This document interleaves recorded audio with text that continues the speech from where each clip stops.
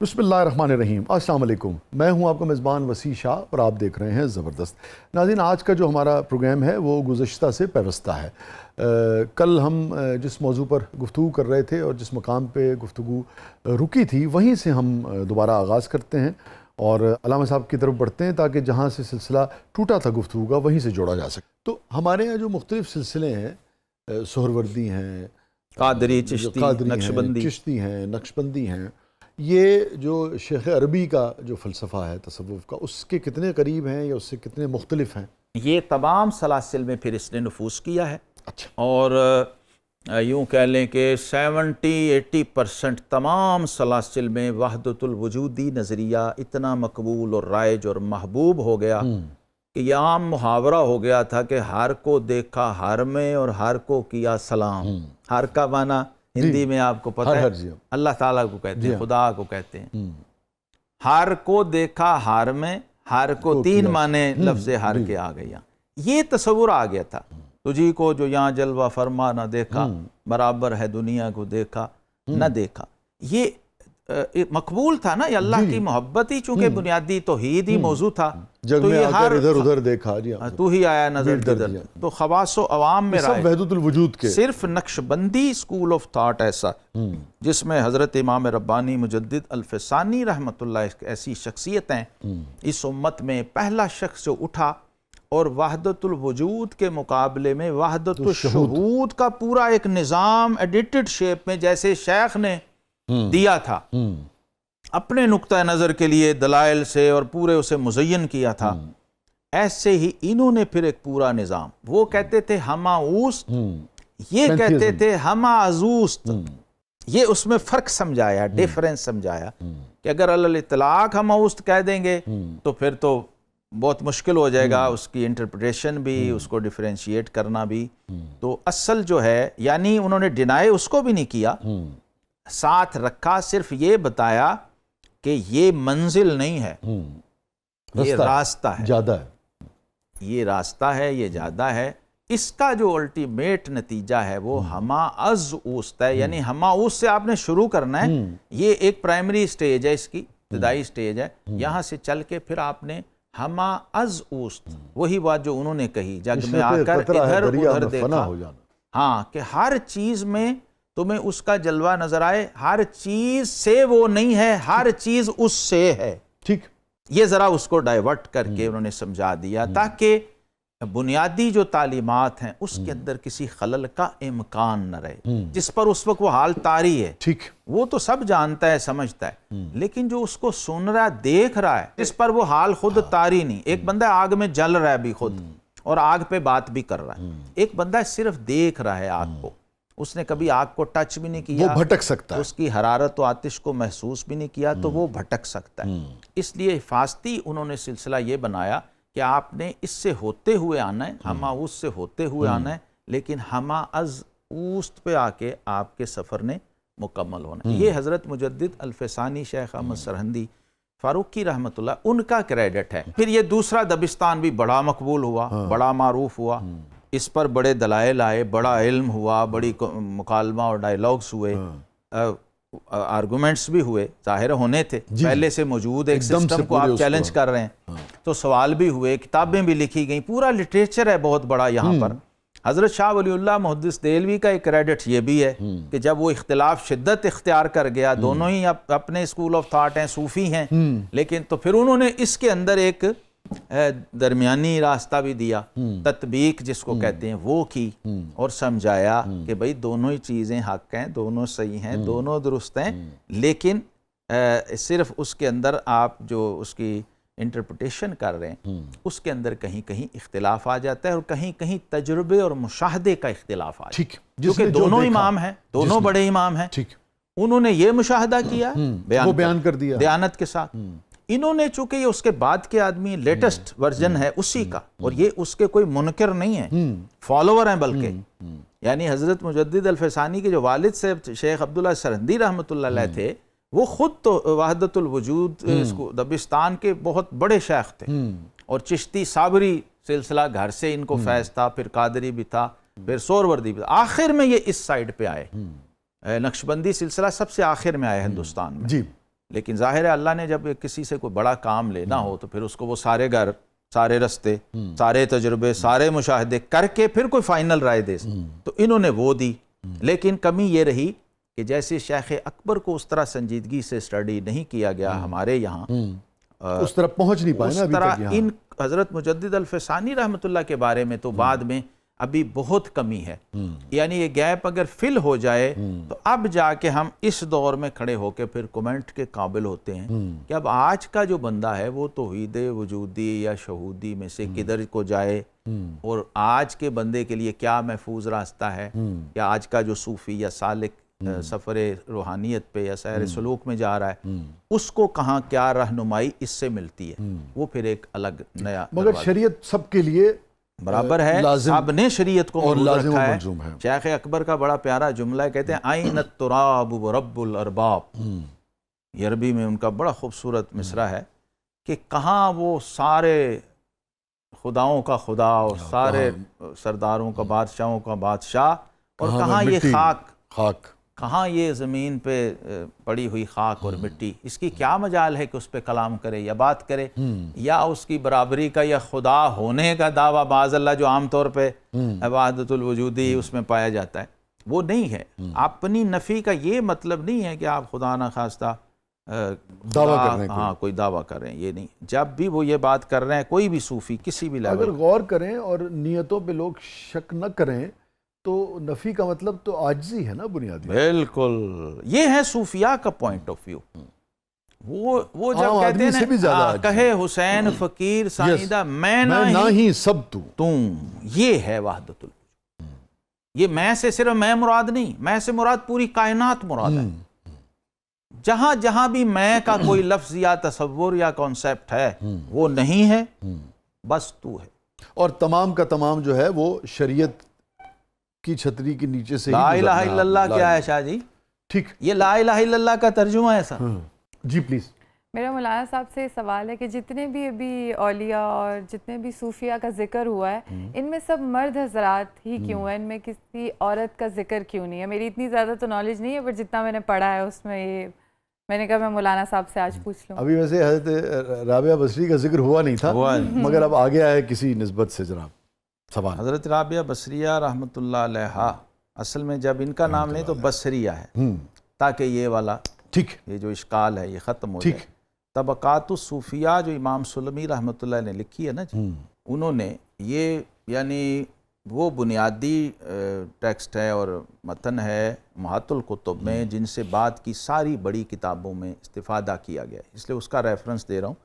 انہوں نے الگ سے صوفی خواتین جو اس امت میں ہوئی ہیں اسی دور کی، یعنی یہ خود یعنی داتا صاحب سے بھی 100 سال اوپر کے ہیں، 3ری 4تھی صدی ہجری کے امام سلمی رحمۃ اللہ علیہ، انہوں نے اپنے سے اوپر کی ظاہر خواتین کا ذکر کیا ہوگا، تو 1لی صدی، 2ری صدی اور 3ری صدی ہجری کی جو صوفی بزرگ خواتین ہیں اس میں حضرت فاطمہ بلخیہ جن کا ذکر داتا صاحب نے کشف المحجوب میں بھی کیا ہے، مجھے یاد آ گیا۔ اسی طرح اور بھی ایسی خواتین ہیں جن کا باقاعدہ تذکرۃ الصوفیات جیسے تذکرۃ الاولیاء کتاب ہے، امام سلمی نے لکھ دیا، اور اس میں سینکڑوں ایسی پاک باز خواتین اولیاء اہل زہد و تقویٰ ہیں کہ جب کوئی بندہ پڑھتا ہے حتیٰ کہ ابدال لیول کی خواتین۔ ہاں، میں یہی جاننا چاہ رہا تھا کہ جو مدارج ہیں مختلف، ابدال، اوتاد، کتب، غوث، مختلف جو مدارج ہیں پلے کیا، ڈیوٹیاں لگی ہیں جن کی، جیسے ہوتا ہے نا جو تکوینی امور ہیں اس کے اندر، ورنہ یہ ہوتا ہے کہ عبادت میں زہد تقویٰ میں تو بہت مقام، لیکن جو ڈیوٹیاں آفیشل لگتی ہیں جن کو ہم کتب یا ابدال یہ والے الفاظ استعمال کرتے ہیں، نجبا، نقبا، اس میں بھی خواتین کا کردار موجود ہے اولیاء کرام میں، اور یہ بات کہ ہمارے زمانے تک بھی ایسی بزرگ خواتین، یعنی کہ جو تصوف کے سلسلے میں اعلیٰ ترین جو درجے جو ہیں، مدارج ہیں، جیسے فنا فی اللہ کا مقام آفیشلی جو بولا جاتا ہے وہ حضرت رابعہ بصریہ رحمۃ اللہ علیہ کا مقام ہے۔ ہمارے لاہور شہر میں شاہ جی 3-4 مزار ہیں، یعنی سب جانتے ہوں گے، میں برکت کے لیے ویسے نام لے دیتا ہوں، حضرت موج دریا بخاری، میراں سید محمد موج دریا بخاری رحمۃ اللہ علیہ، بڑے مشہور ہستی ہیں لاہور شہر میں جن کا مزار ہے، لیکن کم لوگوں کو پتہ ہے ان کی جو اہلیہ محترمہ ہیں اسی ایریے میں الگ سے ان کا ایک مزار ہے، ان کا عرس بھی ہوتا ہے وہاں پر. اور اس میں گرامی ہے ان کا، وہ ہیں حضرت سیدہ فاطمہ وہ گیلانی، یہ بخاری سید ہیں، وہ گیلانی سادات میں سے ہیں. آپ کی 2 ازواج تھیں اکبر کے دور میں نا. تو یہ جو ہیں حضرت فاطمہ گیلانیہ غوث پاک کی اولاد میں سے ہیں، اور یہ صاحب کرامت ولیہ تھیں. یعنی شوہر نے ایکنالج کیا جس بیوی کی کرامت کو، اس درجے کی ولیہ تھی، اور ان سے دعا، ساری دنیا ان سے دعا کراتی تھی. وہ ان سے کراتے تھے. ایک دن گھر آئے تو درخت تھا بڑا اونچا. اب ان کا چونکہ سادات تھے، ولی پردہ بھی بہت تھا. درخت گھر میں صحن میں تھا لیکن بہت اونچا تھا جہاں کہ انسان کی رسائی ہی نہیں ہے. کپڑے خشک کرنے کے لیے دھو کے اس کے اوپر پڑے ہوئے تھے. حضرت جب گھر آئے نا، پوچھا ہوگا، حیرت سے نہیں، پہلے تو غصے سے دیکھا کہ یہ تو کپڑے زنانہ کپڑے درخت پہ کیسے چلے گئے. جلال سے جب دیکھا نا کیا ہوا، انہوں نے کہا بھئی یہ آپ نے کیا ہوا، بے پردگی ہوئی ہوگی، آپ اوپر گئی ہیں کپڑے ڈالے ہیں، کیا کیسے ڈالے ہیں. انہوں نے کہا میں ابھی آپ کو بتا دیتی ہوں کیسے ڈالے ہیں. جب میں نے دھوئے تھے جگہ نہیں تھی کہ کہاں ڈالوں، دھوپ میں باہر تو جا نہیں سکتی تھی، تو میں نے اس درخت کو کہا کہ میں تو اوپر آ نہیں سکتی، تو نیچے آ. میں نے اپنے کپڑے ڈالنے سوکھنے کے لیے کپڑے ڈالے، کپڑے چلے گئے. انہوں نے کہا اچھا ڈال دی تو اب اتارو گی کیسے؟ ان کا جیسے ڈالے تھے. ان کے سامنے پھر اس درخت کو حکم دیا کہ نیچے آؤ. میں نے اپنے کپڑے اتارے. اس لیول کی ولیہ لاہور شہر میں بھی آرام فرمائے، اور بھی ہیں خواتین. بعد کی جو کتب میں ہمیں ملتا ہے، جو بعد میں لوگ آئے ہیں، ان میں اگر اس قسم کی کرامات بیان ہوتی ہے، کچھ لوگ یہ سمجھتے ہیں کہ بھئی یہ مبالغہ ہے. ہاں تو سمجھ لیں مبالغہ ہے، لیکن اس کا انکار اس لیے نہیں کر سکتے کہ اس کی اصل شریعت میں اگر موجود نہ ہو کوئی ایسی مثال، نہ قرآن میں نہ حدیث میں کبھی کسی غیر نبی سے کوئی وہ ہے سلمان مطلب اور بھی یعنی کہ خرق عادت کوئی واقعہ نہ ہوا ہو نا، تو پھر حیرت ہونی چاہیے، پھر تعجب ہونا چاہیے کہ یار ان سے کیسے ہو گیا. آپ کا یہ فرمانا ہے کہ یہ ایک طرح سے جاری ہے، اور یہ بات بالکل جاری ہے. صحابہ میں تابعین، یعنی کوئی ایک دور بھی اس سے خالی ملے نا ہمیں تو پھر بھی ہم کہیں. معجزہ تو ممکن نہیں ہے، مگر کرامت جو ہے آپ کا کہنا ہے کہ معجزہ تو انبیاء کے ساتھ، کرامت اولیاء کے ساتھ خاص ہے. کرامت کا جب آپ انکار کر دیتے ہیں نا تو گویا آپ قرآن کا انکار کر رہے ہیں. ایک ہوتا ہے امکان، ایک ہوتا ہے وقوع. تو قرآن ہمیں یہ سمجھا رہا ہے کہ بھئی یہ واقعہ اگر پچھلی امتوں میں پیش آ گیا تو یہ تو سب سے افضل امت ہے. اگر سلیمان علیہ السلام کے امتی سے یہ تخت بلقیس کا آ سکتا ہے تو جو امام الانبیاء ہو، تمام انبیاء سے سپیریئر ہو، اس کی امتی کی پاور و طاقت روحانی کیا ہوگی، یا اس کی عزت و شرف اللہ کے نزدیک کیا ہوگی. ایک بات آپ بھی جو آپ نے کی، میں چاہتا تھا کہ یہ ضرور اس کو ذرا اس کی وضاحت ہو جائے، اور نیر چلی جائے وضاحت. ابھی آپ نے فرمایا کہ جو کرامت کا انکاری ہے یا منکر ہے وہ قرآن کا انکار، یہ آپ کا بالکل فرمانا ہے. مسلمان نہیں کر سکتا یہ. اچھا مگر اب کسی اسکول آف تھاٹ میں نہیں ہے، یہ بھی بتا دوں. پوری امت میں کوئی اسکول آف تھاٹ کرامت کا منکر نہیں ہے. یہ ہو سکتا ہے کہ آپ میرے زمانے کے بزرگ ہیں تو میں آپ کا انکار کر دوں. نہیں میں کہوں نہیں پہلے ولیوں میں تو ٹھیک ہے یار، میں آپ کو نہیں مانتا، تو وہ ٹھیک ہے، اس حد تک ٹھیک ہے. ٹھیک، میں کہہ رہا تھا ہاں یہی میں کہہ رہا ہوں کہ ذرا نازک بات یہ ہوتا ہے تو اس کے سارے نکات جو ہیں وہ آنیر جائیں. کہ اگر کوئی یہ سمجھتا ہے تو کرامت پہ الگ سے آپ پروگرام ٹھیک ہے، نہیں اگر کوئی یہ سمجھتا ہے کہ یہ واقعہ ہوا ہی نہیں ہے اور مبالغے سے کام نہیں آ جاتا، اس میں کوئی بالکل انکار نہیں ہے. لیکن اگر آپ کسی شخصیت کے ساتھ کسی جڑی ہوئی چیز کا اس لیے انکار کر رہے ہوں کہ وہ آپ کے زمانے کا آدمی ہے، یا آپ اسے بزرگ یا ولی نہیں سمجھتے، یا آپ سمجھتے ہیں کہ ایسا نہیں ہوا ہوگا، تو پھر مگر کرامت ہو سکتی ہے. اس کرامت کا انکار افورڈ مسلمان نہیں کر سکتا، صاحب ایمان نہیں کر سکتا. اس میں سے کچھ سنائیے ضرور ہمیں آپ. اللہ یہ اس میں شاہ جی ایک تو مجھے خوشی یہ ہوئی کہ اتنے بڑے عارف باللہ کا میلاد النبی صلی اللہ علیہ وسلم کے موضوع پر ایک رسالہ عربی میں ملا جو جامعہ الازہر کے جو شیوخ ہیں ان کے اہتمام سے چھپا. تو عربی ملا جب یہ ترجمہ آپ نے کیا؟ جی الحمدللہ، مجھے سعادت ملی. ایک تو منقبۃ مولد النبی صلی اللہ علیہ وسلم، اور دوسرا علامہ عبدالغنی نابلسی رحمۃ اللہ کا رسالہ ہے تحفۃ ذوی العرفان. یہ بھی مختصر سا عربی میں قلمی تھا، یہ پرنٹڈ نہیں تھا، ہاتھ کا لکھا ہوا تھا. تو میں نے اس کو بھی تبرک سمجھ کے آخر میں شائع کر. اس کو کیسے فوٹو کاپی کروا کے لائے، کیسے آپ تک پہنچائے؟ یہ اس کا حصول بھی جو کلمی نسخہ ہے نا جی، یہ ایک ویب سائٹ ہے جس پر مخطوطات کی عربی مخطوطات کی ویب سائٹ ہے. اچھا. تو کام تو میں اسی پہ کر رہا تھا. اچھا. بعض دفعہ آپ لائبریریوں میں دیکھیں تو ایک نسخہ آپ ڈھونڈنے جائیں تو وہاں ہوتا ہے مجموعہ کئی رسائل، اس میں علامہ نابلسی کا یہ رسالہ بھی مجھے مل گیا. جب میں نے اس کی عبارت پڑھی نا ایک پیرا، تو میں شاہ جی مست ہو گیا. میں نے بڑی بار کتابیں اور تالیفات دیکھی تھیں، لیکن علامہ نابلسی رحمۃ اللہ نے یہ کمال کیا اس میں کہ قرآن پاک کی 114 صورتوں کو پرو دیا ہے سبحان اللہ موتیوں کی طرح اس تسبیح کے اندر، کہ حضور صلی اللہ علیہ وسلم کی نعت اور آپ کی درود اور مدح بھی ہو رہی ہے، اور بڑی مکفہ نثر تھی. سبحان اللہ. یعنی اس کی آپ ایک ذرا اردو جھلک دیکھیں، ترجمے کی جھلک. تھوڑا سا عربی کا بھی میں پڑھتا ہوں، چونکہ لوگ سمجھتے ہیں بہت، اور عربی عبارت بھی تبرکن پڑھتا ہوں جو قرآن کی اس کا صورتوں کا نام ہے. جی 114 صورتیں یہ لائے ہیں جی. کیونکہ ابھی جب میں نے پہلے آپ سے سنا نا پروگرام سے پہلے، کیا کیفیت ہے، کیا کیفیت. اب دیکھیں کہ وہ تعریف کر رہے ہیں، درود بھیج رہے ہیں حضور صلی اللہ علیہ وسلم پر. تو کہتے ہیں فَهُوَ صلی اللہ علیہ وسلم النور الاول فی النور الثانی نور علی نور وقد آتاہ اللہ القرآن وسبع المثانی فتم لہ الحضور ثم انقسم بلا انقسام علی عیان الحقائق الکونیہ. اللہ رب العالمین نے کیسے تخلیق کی آپ نے محبوب کو، وہ کیفیت اور پروسیس بتا رہے ہیں، اور اس میں کیا کیا صفات و کمالات استعمال کیے گئے وہ بتا رہے ہیں. بمحض الجود والفضل والکرم بفک رمز قولہ عز وجل فی الحدیث القدسی العظم کنت کنزا مخفیا لم اعرف فاحببت ان اعرف. جو صوفیہ کے ہاں یہ حدیث قدسی بڑی مشہور ہے. بہت.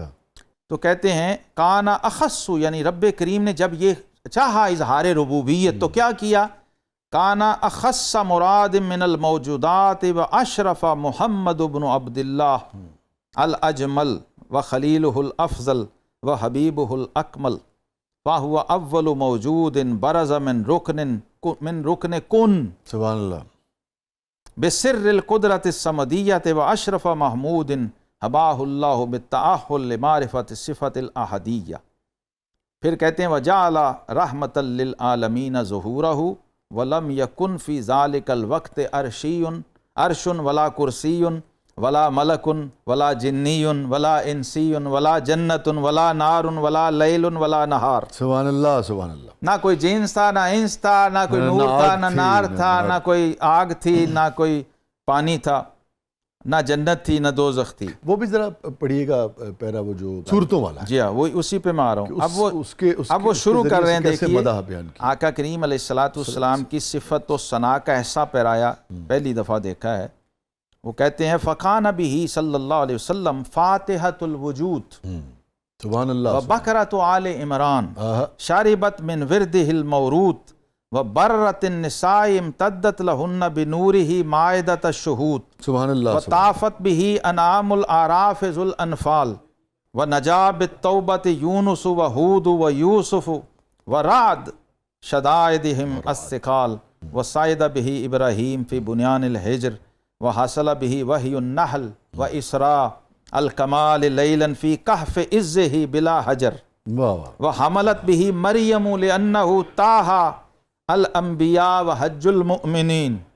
یہ صورتوں کے نام ہیں. سبحان اللہ. یہ سارے والنور والفرقان بالشعراء الکاملین، سورہ شعراء بھی ہے.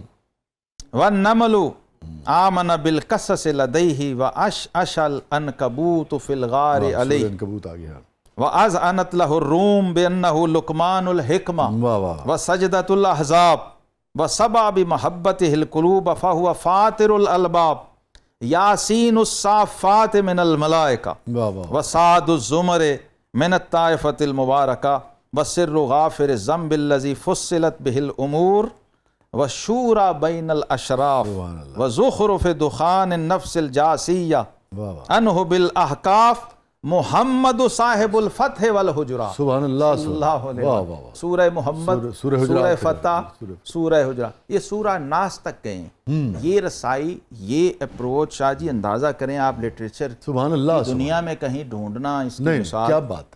تو شیخ اکبر امام ابن العربی رحمۃ اللہ تعالی علیہ وہ بھی اسی طرح انہوں نے جب حضور صلی اللہ علیہ وسلم کے والدین کا ذکر کیا ہے، مثلا ولادت، پیدائش، تو وہ جوڑا جو چنا گیا ہے اس پر جو ان کی گفتگو اور کمنٹ ہے ابن العربی نے، میں سمجھتا ہوں کہ ایسی اپروچ بغیر مشاہدے اور بغیر ذاتی عرفان کے، صرف علم سے، مطالعے سے یا تحقیق اور تصنیف سے نصیب نہیں ہوتی۔ یہ چونکہ اہل مشاہدہ میں سے تھے، اس لیے انہوں نے جیسے مولانا رومی کے بارے میں کہ عالم مثال میں وہ دیکھ کے لکھتے تھے، جی جی جی، تو انہوں نے عالم ارواح میں دیکھ کے لکھا۔ سبحان اللہ سبحان اللہ۔ ابن العربی رحمۃ اللہ علیہ کی اپروچ کے بارے میں ایک اشارہ دے دوں، یہ حج پہ گئے ہوئے تھے، تو ان کی چھوٹی بچی جو شیر خوار دودھ پیتی بچی ان کی زوجہ کے پاس تھی، اس زمانے کا حج تھا، 700 سال پرانا، منا کا میدان تھا، جو وہاں گئے ہیں رش میں، آج بھی تو انہیں پتہ ہے وہاں کیا کیفیت ہوتی ہے،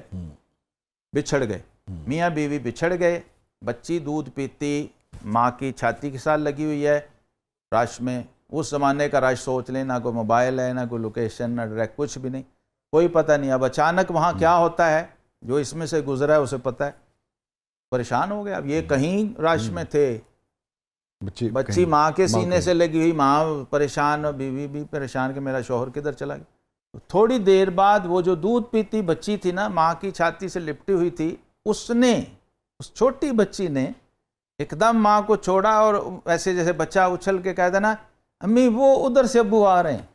یہ میں نے ان کی مثال اس لیے دی، بچی کی دی ہے، یہ ان کی شیر خوار بچی جو ہے اس کی اپروچ یہ تھی روحانی طور پہ۔ ان کو تصوف طریقت میں سید المکاشفین کہا جاتا ہے، امام ابن العربی رحمۃ اللہ علیہ، سید المکاشفین۔ اور ان کا جو کشف کا لیول تھا وہ یہ تھا کہ جو شخص ان کے پاس آتا اس کی عالم ارواح سے لے کر جنت یا دوزخ میں داخلے تک کا احوال بیان کر۔ یہ اپروچ مجھے نہیں لگتا کہ امت میں کسی اور صوفی کو ملی ہو یا نصیب ہوئی ہو۔ یہ ان کا ٹرانسپیرنسی لیول تھا باطنی روحانی طور۔ سبحان اللہ۔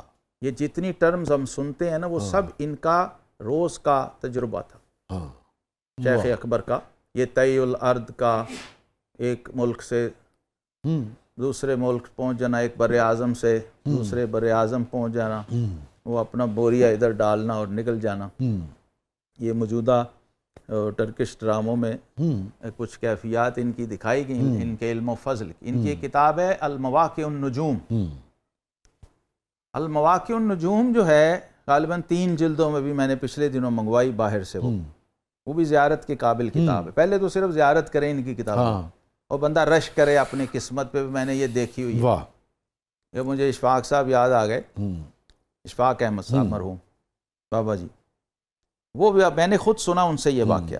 وہ کہتے ہیں میں کہیں لیکچر دے رہا تھا، نوجوان تھے یونیورسٹیوں کالجوں کے، تو جب میں نے فارغ ہو گیا سارے چائے وغیرہ، تو ایک نوجوان آیا مجھے، کہتا ہے میں نے آپ سے کوئی بات الگ سے کرنی ہے، تو میرا ہاتھ پکڑ کے مجھے کونے میں لے گیا۔ میں کہا بیٹا بتاؤ۔ کہتا ہے سر میں نے آپ سے فصوص الحکم پڑھنی ہے۔ کہتے میں بڑا ہنسا، تو میں نے کہا کہ بیٹے اگر مجھے فصوص الحکم آتی ہوتی اور میں تمہیں پڑھا بھی دیتا تو مجھے اتنی خوشی نہ ہوتی جتنے مجھے اس بات کی خوشی ہے کہ تمہیں فصوص الحکم کا نام آتا ہے۔ اس کتاب کا تمہیں پتہ ہے کہ یہ بھی کوئی کتاب ہے۔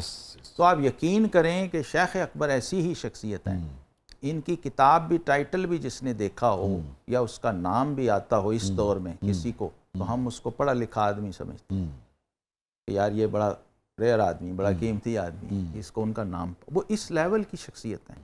چاہے جائے کہ ان کے معارف سے کسی کو کوئی حصہ یا ان کے سمندر علم سے، بحر علم سے کوئی قطرہ نصیب مل جائے۔ یہ جو ابھی آپ نے مواقع النجوم کی بات کی، اس کا موضوع کیا ہے؟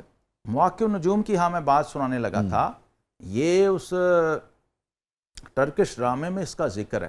چونکہ میں دیکھتا رہتا ہوں نا تو مجھے انٹرسٹ یہ ہوتا ہے کہ یہ اس میں کیا ہائی لائٹ کیا کیا ہو۔ مکتبے پہ گئے ہیں، وہ ان کے شاگرد تھے شاید، شیخ جو تھے نا علامہ کونوی، شیخ اکبر کے بھی شاگرد ہیں، اور مولانا روم کے بھی ہیں۔ اچھا، دمشق میں ایک مکتبے پر جو اس وقت یورپ کا بڑا جو پادری اور عالم تھا نا ان کا، وہ یہ کتاب ڈھونڈتے ہوئے مکتبے پہ آیا۔ اور وہ مکتبے والا ابن العربی کا شاگرد تھے، وہ ان کے یعنی مرید بھی تھے، شاگرد بھی تھے، اور اپنے شیخ کی کتابیں بھی وہاں رکھی ہوئی تھیں۔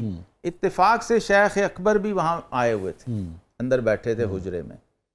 اب وہ اتنا بڑا ان کا اسکف اور اتنا بڑا پادری اور ان کا کہہ لیں کہ بشپ، عالم ان کا، بشپ ان کا اس زمانے کا، یعنی پورے یورپ کا سب سے بڑا اسکالر، ٹھیک، وہ ڈھونڈتا ہوا دمشق آیا، دمشق میں اس مکتبے پہنچا تو اس نے کہا کہ مجھے مواقع النجوم چاہیے۔ انہوں نے اندر سے شیلف سے نکالی کو دی، اتنے میں شیخ بھی آ گئے اس پہ کاؤنٹر پہ، تو انہوں نے پوچھا آپ نے اس میں سے کیا دیکھنا ہے جو آپ ڈھونڈ رہے ہیں کتاب؟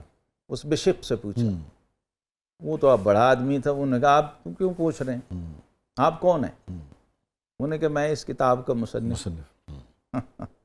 تو وہ حیران ہو گئے، یہ اس لیول کی شاہ صاحب کتاب ہے، غالباً پہلی بار چھپی ہے یہ، پہلے چھپی بھی نہیں کبھی، مواقع النجوم مجھے لگتا ہے۔ اور اب ترجمہ ہو گیا اردو میں؟ نہیں جی، ابھی عربی میں بتا رہا ہوں، پہلی بار چھپی ہے 3 جلدوں میں۔ میں نے بھی صرف نام ہی پڑھا سنا ہوا تھا، لیکن اب میں نے منگوائی ہے۔ نہیں ابھی پڑھنے کا اتفاق نہیں، ابھی میں نے بہت سرسری اس کو دیکھا ہے، 3 جلدیں ہیں، 3 والیوم ہیں۔ اور کیا موضوع ہے کیا اس کا؟ اس کے اندر بہت سارے موضوعات ہیں۔ اچھا، چونکہ نجوم سے تو ستارے اور وہ ہے نا، نہیں وہ مواقع النجوم تو انہوں نے ایسے نام رکھا ہے کہ آپ کو پتہ لگ جائے کہ جیسے کوئی آسمانی ستاروں کو زمین پہ لے آیا ہو بندہ۔ استعاراتی نجوم کے مقامات کیا ہیں، ٹھیک، اور نجوم سے پھر وہ مراد کبھی انبیاء کو لیتے ہیں، کبھی صحابہ کو لیتے ہیں، ٹھیک، کبھی اولیاء جن کو وہ سمجھتے ہیں یہ اس لیول کے ہیں کہ ان کے مقامات پہ بات کی جائے۔ اچھا ٹھیک، صرف وہ الفاظ لغوی طور پہ تھوڑی لیتے ہیں، ہاں اس میں علوم، پھر اس میں سمندر کے علوم، اس میں رسول اللہ کی حدیث بھی ہے نا، اصحابی کا نجوم، وہیں سے لیتے ہیں نا، وہیں سے لیا۔ جب نام بڑے لوگ رکھتے ہیں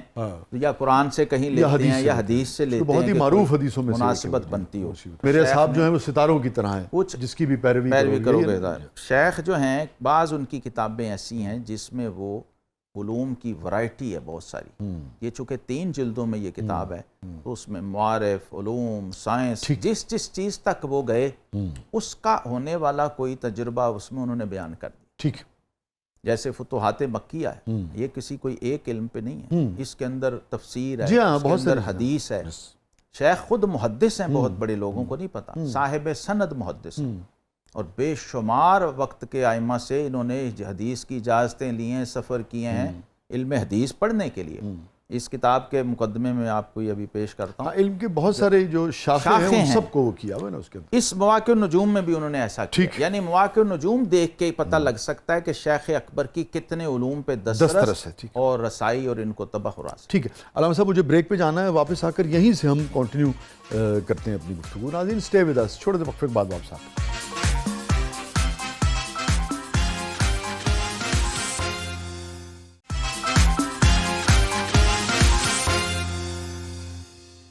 ویلکم بیک ناظرین، زبردست میں ایک بار پھر خوش آمدید۔ ابھی آپ نے بات کرتے ہوئے ایک یہ ایگزیکٹ اس وقت موضوع نہیں ہے مگر میں آپ سے استفادہ کرنا چاہ رہا تھا، ابھی آپ نے علم کی اور عرفان کی بات کی، ان دونوں چیزوں کو اگر آپ ساتھ رکھیں تو آپ کیا سمجھتے ہیں کہ ایک منزل کے اگر 10 درجے ہیں تو اس 10 درجے میں اگر علم کہاں کھڑا ہوتا ہے، عرفان کہاں کھڑا ہوتا ہے، دونوں کا مقام کیا ہے؟ علم جو ہے نا یہ پہلے سے شروع ہوتا ہے اور آخری تک آپ کے ساتھ رہتا ہے، لیکن جو عرفان ہے یہ آپ کو آخری درجوں میں یا 8ویں یا 9ویں یا 10ویں پہ جا کے کہیں تھوڑی بہت اس کی سمجھ آتی ہے۔ عرفان سے مراد ہے معرفت۔ جی، تو اس کا مطلب ہے کہ عرفان جو ہے وہ اگر کسی کو عطا ہو تو علم اس کے اندر پھر موجود ہی ہے، یعنی ہر عارف عالم ہے، ہر عالم عارف نہیں ہے۔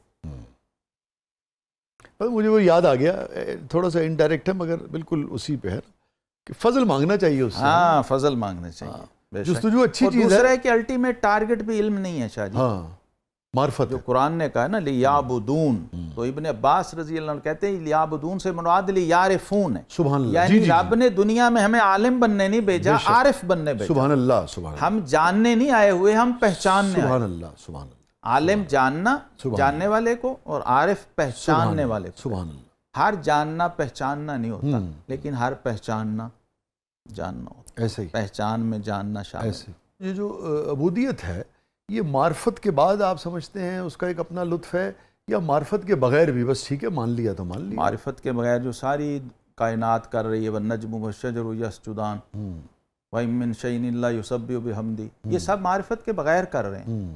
انسان کو اس لیے پیدا کیا تھا سبحان اللہ، کہ یہ معرفت کے ساتھ عبادت کرے، واہ واہ، کیونکہ اس میں معبود کو زیادہ پسند ہے یہ چیز کہ جو میری عبادت واہ کرے واہ واہ، مجھے جانتا ہی نہ ہو۔ واہ واہ واہ، مثلا آپ جس نے اپنے نفس کو پہچانا وہ اپنے رب کو پہچانا۔ وہ کیا وہ عبادت ہے؟ میں آپ معبود کو ہی نہ، جیسے میں تو اسے کہتا ہوں آج کل عبادت بلا معبود ہو رہی، ون سائیڈڈ، کہ آج کل عبادت بلا معبود ہو رہی، وہ عبادت جس میں معبود ہو ہی نہ، وہ عبادت کیسے ہو سکتی؟ یہ فرمائیے کہ ہم جب آپ جیسے اسکالر سے بات کرتے ہیں اور جب بھی سوال رکھتے ہیں تو کہیں بھی عقل جو ہے یا شعور جو ہے یا ادراک جو ہے وہ مائنس ہوتا نظر نہیں آتا، یا ایسا نہیں ہے اس کو کوئی اہمیت نہیں دی جاتی، یا ایسا نہیں ہے اگر میں اور سخت لفظ استعمال کروں کو ٹھوکر ہی مار دی اس کو اور بالکل اندھا دھند کسی چیز کے پیچھے دوڑتے چلے جا رہے ہیں۔ یعنی کہ تمام تر جتنے بھی جو اسکالرز ہیں بیشتر ان سے بات ہو، اور دین کو ہم اپنے طور پہ بھی جب دیکھیں پڑھیں تو عقل کی بے پناہ اہمیت ہے، اور معرفت جو ہے سوچ سمجھ اور فہم کے ساتھ قرآن کو بھی اگر دیکھیں بلا شبہ تو غور کیوں نہیں کرتے؟ افلا تعقلون افلا یشعرون۔ کیا وجہ ہے کہ اس کا عملی مظاہرہ کہیں نظر نہیں آتا، اور یہ لیبل لگ گیا ہے کہ عقل کا کوئی دشمن ہے، یعنی کہ دین سے جو جڑے ہوئے حلقے ہیں کوئی خدا نہ نہیں، دیکھیے اسلام کا، دین کا، قرآن کا پہلا مخاطب ہی عقل ہے، بے عقل کو تو یہاں انٹر ہی نہیں کیا جاتا نا۔ اسلام عبادات کی پہلی شرائط جو بنیادی قاعدوں کتابوں میں پڑھائی جاتی ہے وہ کیا ہوتی ہے؟ عاقل، بالغ۔ عاقل اور بالغ سے نیچے کا اور باہر کا جو بندہ ہے اس کے لیے تو شریعت ہے ہی نہیں، نہ اس پر کوئی حکم ہے، وہ مرفوع القلم ہے۔ واہ واہ، عقل کے بغیر تو آپ خدا کا مخاطب بننے کے اہل ہی نہیں ہیں۔ اور رب کائنات قرآن میں بار بار بار بار تکرار کے ساتھ اس کو لے کے آتے ہیں، اور جب بندہ آپ کہیں کہ یہ تو مطلب عقل نہیں ہے یا عقل آپ نے مائنس کر دی یا نکال دی، تو اب آپ تو اس قابل ہی نہیں کہ کسی بھی حکم کا اطلاق آپ پہ ہو۔ اس لیے پہلی معرفت کی، علم کی، عرفان کی پہلی شرط عقل کا بھی عام لیول نہیں، بڑی ہائی لیول کا سپر وزڈم چاہیے، یہ ضرور ہے آپ نماز پڑھ سکیں۔ شعور کے بغیر شاہ جی میں آج کل یہ بات کر رہا ہوں، عبادت، بندگی اور علم اور جو بھی دین ایک شعوری ہے، ایک لا شعوری ہے۔ جو شعوری ہے وہ اسلام کا مطلوب ہے، سبحان اللہ۔ جو لا شعوری ہے اس سے کسی کا کوئی کنسرن لینا دینا نہیں، نہ اس پر کسی اجر و ثواب کا کوئی امکان ہے، نہ اطلاق ہے، نہ وہ طلب کیا گیا ہے۔ ہاں، مطلوب بھی نہیں۔ جو سجدہ آپ رب کو شعور عبودیت کے بغیر کر رہے ہیں وہ سجدہ کب ہے؟ وہ تو قرآن ہے فوائل للمصلین الذین من صلاتہم ساہون۔ لوگ تو اپنی چوریوں، گناہوں، بدکاریوں سے جہنم میں جائیں گے، یہ اپنی نماز سے جہنم میں جا رہا ہے معاذ اللہ۔ صوفی نے یہاں تک کہہ دی نا، کھوجی کافر چنگا۔ ہائے ہائے، بے شک۔ اور اقبال نے کہا دل ہے مسلمان تیرا نہ میرا، تو بھی نمازی میں بھی نمازی۔ ایک چیز ضرور ہے جو ہمیں تھوڑی بہت سمجھ میں آتی ہے آپ جیسے اس سے بات کر کے یا پڑھ کے، کہ چراغ راہ ہے عقل جو ہے، منزل یہ ضرور ہے۔ اب یہ الگ سے موضوع ہے، الگ سے اس پر پھر بات کریں گے۔ بہت بہت شکریہ، بہت وقت دیا آپ نے، اور بہت میرے خیال میں لوگوں کو لطف آیا ہوگا، اور لوگ یقیناً آج کی گفتگو دیکھ کر کتابوں کی طرف لپکیں گے، کچھ خود بھی پڑھنے کی کوشش کریں گے، جستجو کریں گے، سمجھیں گے، اور ایک چیز اور بھی سیکھیں گے کہ کسی سے بھی اختلاف اگر ہو تو آپ بہت تہذیب کے ساتھ اور تمیز کے ساتھ، آداب کے ساتھ اپنی بات جو ہے اس کے سامنے رکھیں، اور اختلاف سے پہلے یہ بھی دیکھ لیں کہ آپ اس شخصیت کے کام کو کتنا جانتے ہیں، اور خود بھی آپ نے کیا ان علوم پر دسترت حاصل کی ہے کہ جس کے بعد آپ رائے دینی چاہیے یا نہیں، آپ اس قابل ہیں یا نہیں۔ ٹھیک ہے، تو بہت بہت شکریہ، اور آخر میں چاہ رہا تھا کہ کچھ سنا دیجیے آپ، تو بس پھر۔ اچھا جی، ایک غزل سناتا ہوں۔ جی۔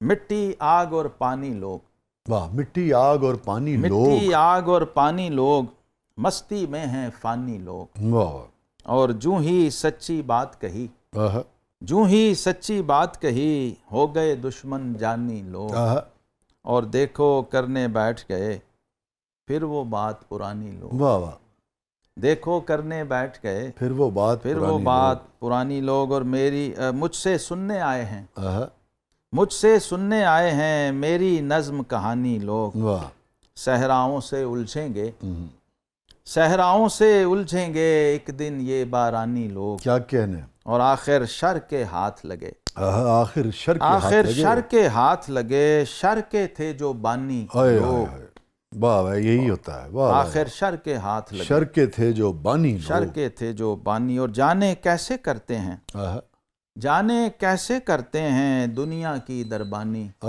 لوگ انسان راحت انسان کی. واہ واہ.